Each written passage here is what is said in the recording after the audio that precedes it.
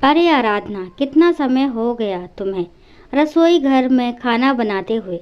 रोज सुबह का नाश्ता बनाने में देरी कर देती हो।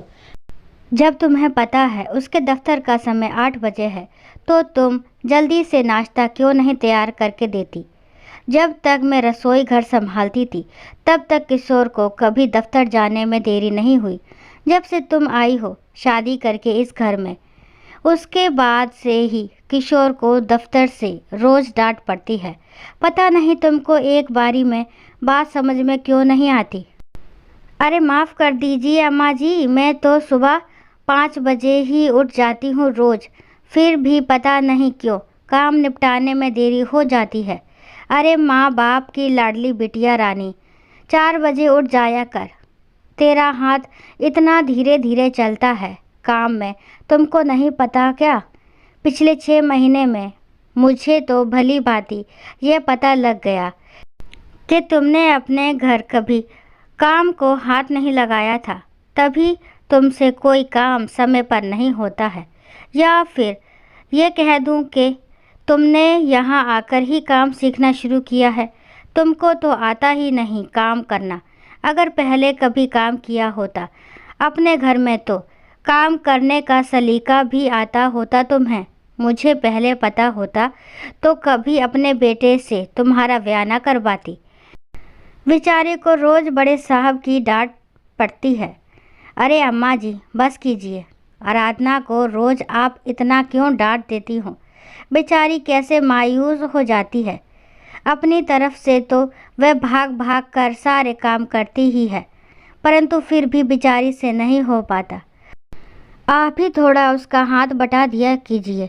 पहले भी तो सारा आप ही काम किया करते थे, अब तो फिर भी आपको थोड़ी बहुत मदद करनी है आराधना की। तो चुप कर किशोर, तेरी वजह से ही वह सर पर चढ़ रही है।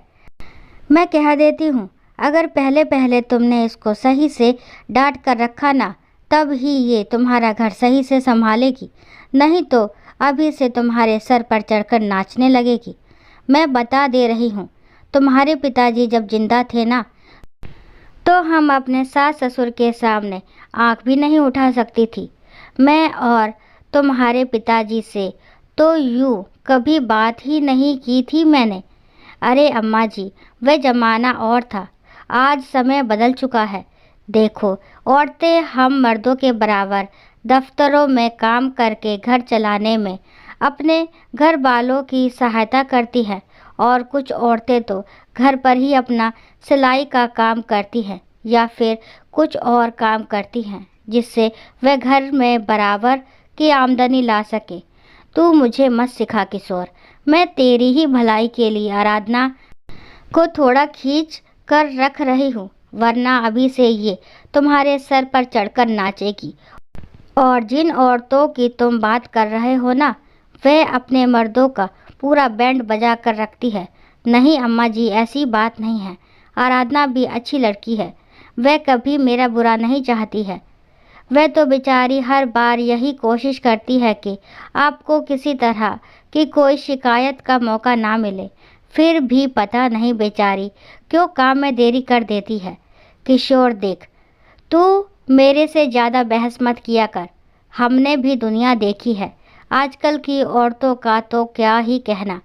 मैं अभी मोहल्ले में देखती हूँ, जो 2-4 घरों की बहुएं बाहर काम करने जाती हैं, जो स्कूल में पढ़ाती हैं और जो सरकारी नौकरी करती हैं, उनके मर्द कभी उनके सामने ऊंची आवाज़ भी नहीं निकाल पाते। अरे अम्मा जी, तो क्या अपनी पत्नी से ऊंची आवाज़ में बात करना ही मर्दानगी होती है।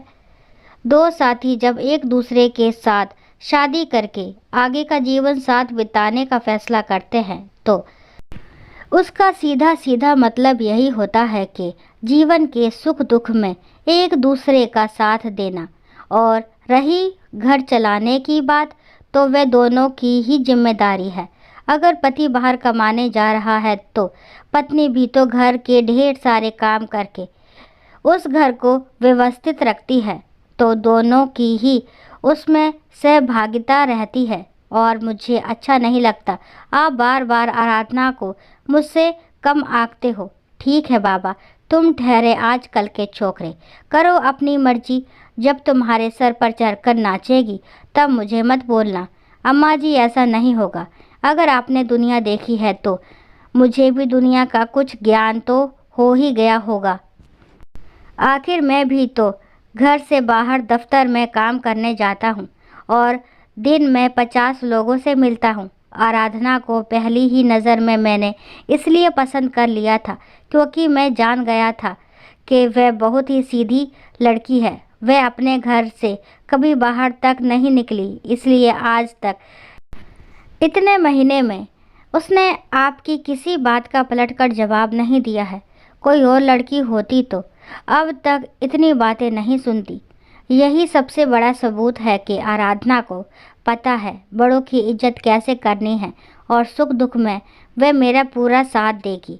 मुझे इस बात का भी पूरा भरोसा है। रही बात घर के काम की, तो मैं आपसे यही विनती कर सकता हूँ कि घर में सबसे पहली बात तो यह है कि हम सुख शांति बनाए रखें और जहाँ कहीं एक इंसान अटक रहा है वहाँ उसकी मदद करें। पहले आप घर का सारा काम करती थी, लेकिन अब आराधना करती है, तो कम से कम आप उसकी मदद तो कर ही सकती हैं। उसको सिखा तो सकती ही है, तभी धीरे धीरे वह गृहस्थी के पूरे काम सीख जाएगी। ठीक है भाई, अब तुम्हारा राज है तो तुम्हारी सुननी भी पड़ेगी। चल भाई आराधना, कल से मैं तेरे साथ नाश्ते की तैयारी करवाऊंगी। फिर देखती हूँ ये मेरा छोकरा दफ्तर से कैसे लेट होता है। दोस्तों, आशा करती हूँ ये कहानी आपको ज़रूर पसंद आई होगी। अगर कहानी पसंद आती है तो प्लीज़ मेरे चैनल को लाइक शेयर सब्सक्राइब करना ना भूलें और इस कहानी के बारे में आपके क्या विचार है कमेंट बॉक्स में ज़रूर बताएं। कहानी को लास्ट तक सुनने के लिए थैंक यू। राम राम, राधे राधे।